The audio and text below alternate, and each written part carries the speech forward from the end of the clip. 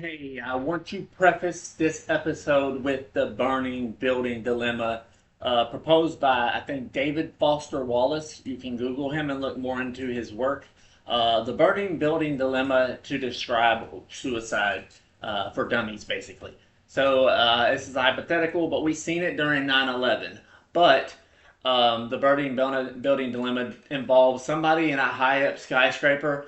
The flames are up in the building. The person's in a high rise room, let's just say the 28th floor, and the flames are encroaching. They keep approaching, they're getting closer. They have one window to escape. Now, from the observer's point of view on the ground, when they open the window, they see, oh, wait, hold on, we can help. But from the person in the room with the flames coming and they're not receding, they keep coming towards them. It's not like they're afraid of, they're any less afraid of the jumping out the window. They're still terrified of the heights and the fall and terribleness of that and the horror. But the flames are bad enough that out of the two options, the window, jumping out the window, doesn't seem so bad when considered to the other variable of the fiery flames and approaching them in the burning building. And this is a good way to look at suicide. There's warning signs of isolation, which we will get into further into the episode, withdrawal from activities and hobbies they once enjoyed, and depression, and pretty much how it winds itself into suicidation, suicide ideation, suicidality, and all that. Let's hop into the episode. And before you cast judgment, watch this all the way through. Thank you for your support.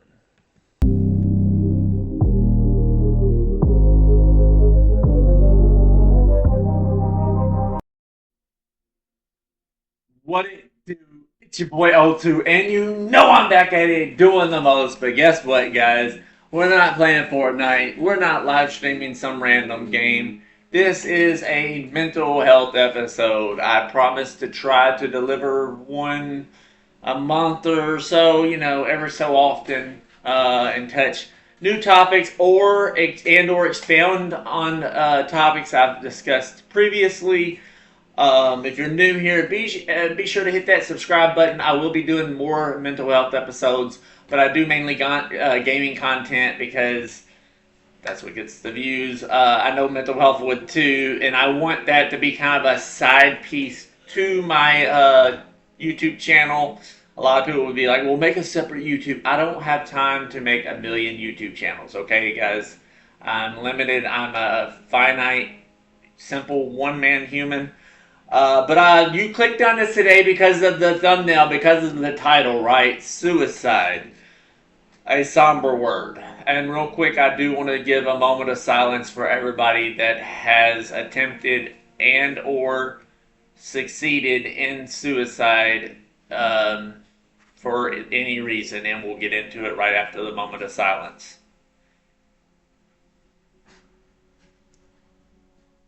Okay, guys. So, as I always do in these mental health episodes, I like to start with a little bit of statistics to kind of help ground people and educate people to better inform you and make you understand, or makes a bad word, to help you understand clearer than you normally would just off your own biases and stuff. This is done by studies by multiple sites. Like Very Well Mind, .gov sites, government websites that, are just giving actual factual data, accounting for. So we've seen a trending increase in the rise. Sorry, I about hiccuped and threw up. We've had like a trending increase in rise since COVID of suicide rates, although they've been crescendoing, they've been going up over time.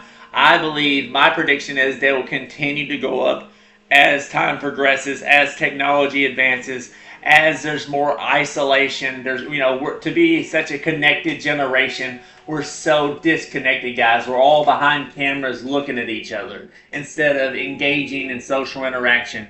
Now, I know all of us do not thrive under social interaction, but as a primate species. We're a very social species. Even the most quiet person is talkative around the right person. But we're going to jump right into statistics right now. So in 2023, it is estimated that 49,316 people committed suicide. I did not check to see if that was U.S. or global, but we're going to kind of get on the global thing in a second a little bit.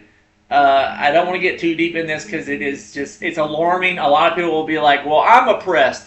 Well, stats don't lie, man. And we're going to get into kind of the whys and the hows and stuff.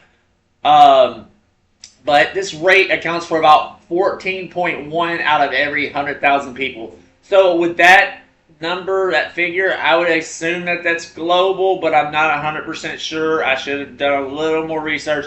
But I'm just going to fly down through my paper I did, just fast research, because I always share my side of the story. You would say anecdotal, but it's really my experience, and I know I'm a suicide survivor, so I think at least that I can speak for many people in this, because mental illness does usually run hand in hand with it. In 2023, in the same study, 2023, the rates, and it's been this way for several years, actually. If you looked in 2022 and 2021 and 2024, we don't have all the stats for 2025 because we're still living it right, guys. But the rates were 4 times higher for suicide rates accounted than females, meaning nearly 80% of all suicides that happened in 2023 were males. Not only males, guys. Get this, guys. And gals watching, sorry. It was, and I don't know why they want to add this in here, but non-Hispanic, non-American Indian, Alaskan, white males. White males. You're looking at one. Now, I'm cool with everybody. Trust me, I've got friends of all races. And we're really one race. It's the human race. We want to divide ourselves up by skin color. I think that's the weirdest thing ever. But white males are the people that are according to statistics, are most likely to attempt or commit suicide and be successful. And this is very alarming. Well, after the first, we're going to go into age groups real quick and stats. So 85 years and up are usually, they rank first in suicide rates. Obviously, because of chronic illness, we're going to get into some of the information into that a little bit. Tied for second are from 10 to 14 years old, and from 25 to 34 years old. That's in my range. Is second place in ranking for age for suicide, and third is 15 through 24. I don't know why they jump around like that. I guess that's just with the ages. So another thing, this is for the LGBTQ plus community.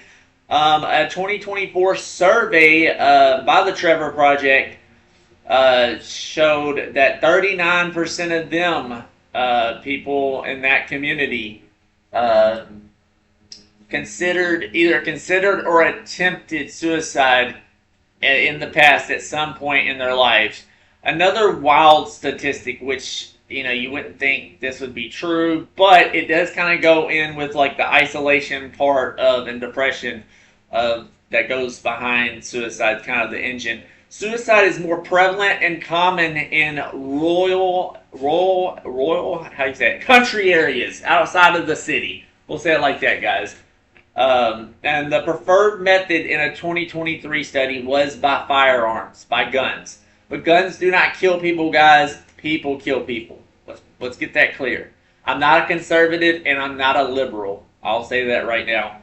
I'll preface with that. A lot of people are like, do not talk about your political views. If anything, guys, I am, I guess you could say, a libertarian. I'm just not very political. I think all politicians are corrupt.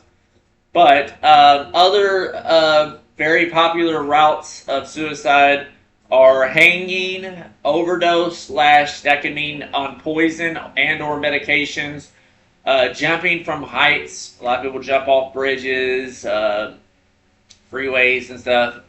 Uh, Another one is like self-harm with knives, cutting, and accidental things. A lot of suicides are ruled accidental, especially if you're under the influence or have a mental illness. They can be ruled accidental. And this is not alarming though. 73% of all suicides, this is global now. This was a global. I'm pretty sure this came from verywellmind.com and some other sources. 73% happen in low and middle income households and countries. So you're not looking at the rich. The majority of suicides are coming from the low and the middle class, which really these days it's the low middle class, you could almost call it, the working class and the rich. So the working class and the poor are at a much higher risk for suicide. And we're going to get into that, the reasons behind suicide in a minute and then my story. Suicide is also the third leading cause of deaths globally for people ages 15 to 29 years old. I would even want to say ramp that up to like mid-30s almost, because of the reasons that we are about to get into. Because you're asking, why are so many people doing this? We have Christianity, that's supposed to be saving people. Well, we don't see that happening, not on a large scale at least. And I'm not here to beat the Christian religion up. I'm here to shoot facts at you. And if you don't like that, I apologize. You're in the wrong camp. Major depression is a big factor into this. Mental illness in general, and that could be not just severe depression, but anxiety. Hard word, guys. Anxiety disorders, bipolar disorder, borderline personality disorder, the eating disorders like bulimia, I think I said that right, or anorexia, schizophrenia, people that have suffered from severe trauma, that have PTSD, or not PTSD, or just trauma in general. But, I mean, PTSD and trauma kind of run hand in hand. That's what it's kind of about. And substance use is another one. These are some ones that kind of branch away from mental illness, but factor into the bigger picture, I guess, of why somebody may look into and consider attempting suicide. And it starts with like loss or the fear of loss. And you're like, well, what are they fearing of losing? What could it be so bad? Academic failure is one of them. Being arrested or imprisoned.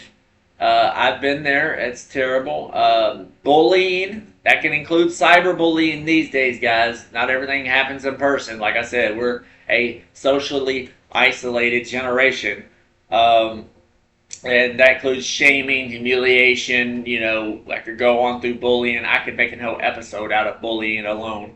I had been through it myself growing up as a kid. I was much smaller than I am now. Financial problems. That's a huge issue.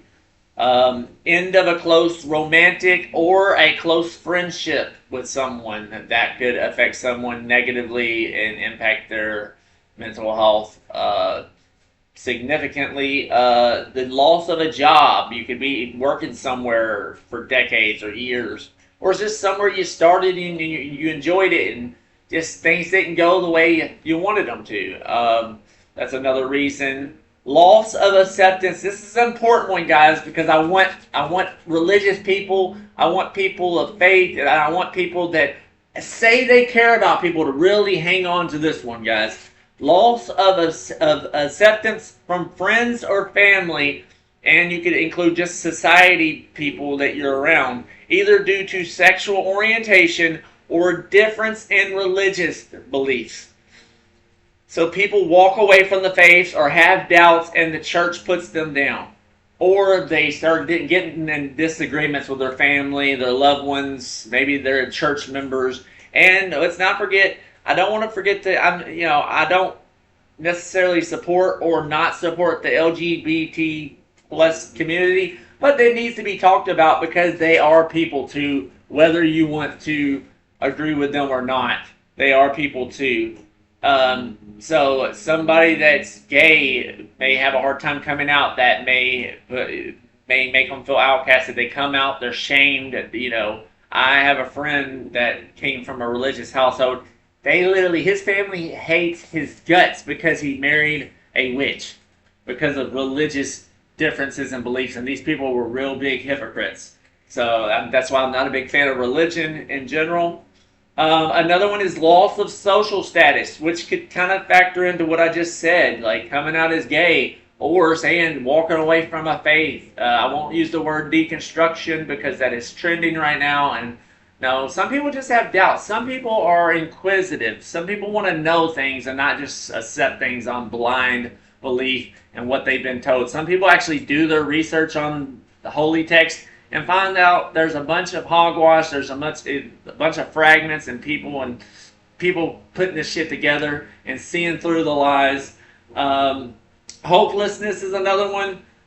Chronic pain and illness. This can be cancer, back problems. You can go all the way through the list from down to head to toe. Chronic pain is terrible. I've been dealing with teeth pain here recently, and it's what made me want to rip my teeth out of my head. So, pain and illness in general. I mean, a lot of people, especially terminal illnesses, will consider it. And I'll kind of factor this in between finances, chronic pain and illness, including mental illness, is feeling like a burden to others. You'll feel like somebody may be doing the most for you, so to speak. Like taking care of the bills and taking care of you, or helping you with your pain, giving you your pain meds and helping you, basically helping you live your life. And that feeling of the burden, you just don't want to feel like a freeloader. You're not a freeloader, and you don't want to feel like it, but it does kind of appear like that in reality. And people feel like a burden. They feel like I'd be better off dead. Social isolation, that's an obvious one. Isolation breeds fear and a lot of things, depression. Another one, it kind of goes the accidental suicide that I mentioned. A lot of them are ruled accidental, especially in like bipolar episodes, and schizophrenia episodes, because people really don't know what they're doing in those kind of episodes. But I don't want to stop there because there is help. I wanted to make this episode because it's a taboo topic, and we need to talk about it, guys. We need to talk about it. That not talking about it increases the rate even higher. If I can save one person through this video and tell them that they're not alone, that you are seen, you are heard, that I am a suicide survivor myself, that I promise that you can get through it too. If I can save one person, I've done my job. I'm trying not to cry right here. There is help available, and I am going to preface with saying not all help out there is great. In my city, we have some psychiatric wards, so to speak. We have a real bad one. 2 real bad ones. They treat you like shit. It's no different than being in jail. You're just not cuffed all the time, but you are behind locked doors. There's a feeling of isolation in those places. So how can you heal in a place of isolation if isolation is one of the proponents and ignition sources for the thoughts of and contemplation of suicide? But there is help for people, man. I want to just preface with saying talking about it is one of the biggest factors, but that's not the only one. Connections through social networks, man. If religion does help you, get into church if you're not into church. Get into some kind of sports club or book club, or if you're nerdy and into cards, there's all kinds of clubs, and not just clubs, groups out there. Get on Facebook and look through groups. Talk to people. Just go up to strangers, man. I know that seems hard. It's been hard for me before, but I go out and talk to like folks on the street, and it helps me a lot. Hearing people's story, and I'm a very extroverted introvert, and I know there's a lot of you guys out there. Sometimes just forcing yourself on people in a way, not like in a way that sounded like, but like coming out of your shell, so to speak. Coming out of your shell And being yourself, be 100% authentic can help, and just discuss things. That's why I wrote down, this is not off the internet. Go into an AA meeting, man, and talking to people. Just listening to people's stories can help you so much, tremendously. If you're somebody that's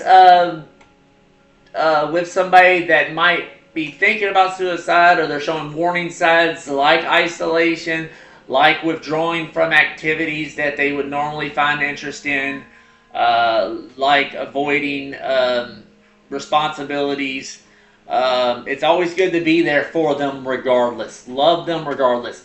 Religious people specifically want to talk about this unconditional love. And unconditioned means no conditions. There's no strings attached. So to love somebody through it is to be unconditionally loving to that person. That's going to increase the chances for survival. Be there for them. Talk to them. Follow up with them. Don't just check on them once and then be like, "Ah, to hell with them." Check on them. Befriend them. Maybe they need a friend, guys. We all need a friend. Another thing, you may have to get on medications, some antidepressants, perhaps an antipsychotic, something to help you. These do come with black box warnings, specifically the antidepressants, so they don't work for everybody, but if you're over, I think, 26 years old, they're usually semi-effective. I'm not a big fan of SSRIs because they can not only decrease libido, but they can actually cause erectile dysfunction for males, at least. Also, this is another don't thing. I have found it in my own personal experience that calling the authorities, calling 911 is not always the answer. That should not be your first go-to when somebody starts talking about suicide. That could actually expedite and increase and fasten the chances of them killing themselves. You want to talk about it. Try to gain a better understanding. Try to sit in their shoes. Because I'm going to now kind of just flow into my own story in my life. I grew up kind of in a rural area. I won't say rural. It was definitely in the country. I wasn't accepted in school because I was short and skinny, and I got a pigeon chest. Now you can't see it because of my muscles. But one of my pecs does actually look bigger than the other. I was bullied throughout grade and mainly middle school in those developing years. Pretty bad. A little bit in high school too, and I started wrestling and stuff, and kind of went away, but I still got bullied, guys. And at the times, there was one time I was in fear for my life at school. Fear for my life at school. Did you hear that, guys? That's not good. A school should be a safe place, and I don't know if they're making them safer with metal detectors or not. And these new age of people, new generation of folks that are getting educations and bachelors to become teachers, they need to be aware of their students and their mental status. Doesn't mean to throw them in somewhere, some cage, because that does not help. But I will say, in my experience, I did turn to drugs and alcohol pretty quickly around the age of 16. Got around some folks that I thought were cool, but that wasn't the reason. I drank and done my drugs because of my anxiety issues, and what I would later, many years later, learn that I had bipolar disorder. It was the isolation, not being socially accepted because I was different. I thought different from everybody else. I always considered myself a forward thinker. I'm still not accepted by everybody these days. I have an older sister that won't even speak to me because her husband's evil. Let's just put it out in the air and be truthful about it. But I've had many reasons. I've attempted suicide six. If you want to count the accidentals, 7 clinical overdoses, 6 were intentional. I was just tired of life. I wanted to escape, and alcohol had helped me escape. But there was times when I feared imprisonment because I was on the run from the law, or there were relationships that I had gone through that broke my heart. At one point, I thought I had a kid, and it turned out not to be mine. I've been through some traumatic stuff, man. I've been through a divorce. I've just been through just trauma growing up as a kid, man.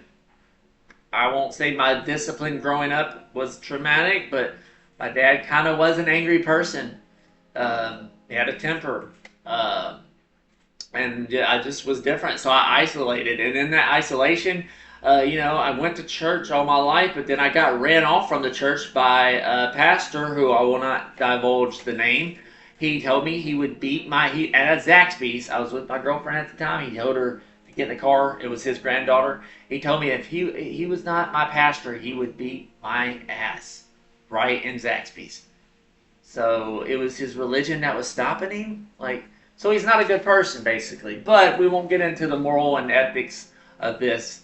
Um, but I had went through a lot, man, and I attempted over and over through drugs. I was terrified to use guns, and I was sent to the mental institutions, the psych wards, and they're terrible. They make you want to drink more. They make you more suicidal, in my opinion. So sending somebody off. I was actually in there. A quick story too. I was in there with a lady. All she did, she was an older lady too. I would say 70s, and she sat on the end table like 2 seats down from me in the cafeteria of the psych ward, and she said all I mentioned, I mentioned it. I just mentioned suicide, and they immediately threw her in there. And I seen her mental health deteriorate in the couple days that I was there. I was able to talk to her and observe.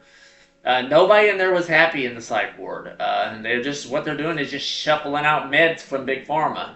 So be there for people, have some empathy for people, show people that unconditional love that is preached in religion. Especially the Abrahamic faith, they want to be all unconditional until it's time for the conditions, right? But compassion, man, compassion for people. And like I said, I hope this video reaches somebody out there because I know there's people struggling. You are not alone. I have survived. I've got the tattoo right here. The story isn't over. It's the semicolon. Be of good courage, guys, man. I know life is tough, man. Find something you like and chase after it. Do whatever makes you happy, so as long as you harm nobody, or animal or plant. Because life's so short, why not be happy? People want to talk about, well, happiness is temporary. We want joy. Happiness can be enough for somebody. Let somebody live and let live, so to speak. And the fact that white males are the most likely to commit suicide is alarming when there's so many other, I guess, minority groups that say that they're oppressed. Then why are the white males killing themselves? I'm just blown away by it. But nevertheless, it is what it is, guys. But again, show compassion, show empathy, show love. I appreciate you guys for watching this. I know this might have been a kind of a tough, touchy topic and episode to watch, but I wanted to share this, guys, with you because it's not talked about enough. Men need to share their emotions more. It is normal for men to show emotions. Females are not the only moody ones. Females are not the only ones with problems. Men suffer as well. If you like this, if you enjoy this video, be sure to like the video, subscribe to the channel, and check out my other mental health episodes. I'm going to be doing some more, I promise, guys. This one just has come to mind really quickly and easily. So, yeah. See you guys in the next mental health episode. Be sure to share this with somebody that may be going through suicide ideation, depression, even anxiety, somebody with mental disorders. I care. If nobody else cares, I care. You can reach out to me on my YouTube, on my social medias that can be found underneath my YouTube channel bio, my Facebook, my Instagram, my TikTok, and my Discord, Do the Most Gaming. You can also check out my thriller novels. There should be some links below in the video. But be of good cheer. You are not alone. I cannot stress that enough. You are not alone, no matter how bad you feel. And I know you can't shake the feeling right now. If you're going through it, I understand. It's a very tough place to be. It's worse than being between a rock and a hard place, so to speak. But do not give up, please. If I save one person's life, if I get a comment on this that I saved one person's life, you may make me cry, man. It's a touchy subject for me because I have dealt with it in my own personal life. So I felt a very strong need to share this, and I'm happy I did. So thanks for watching. I will see you in the next mental health episode. You already know your boy O2 does the most. Appreciate you for watching. I will see you in the next episode.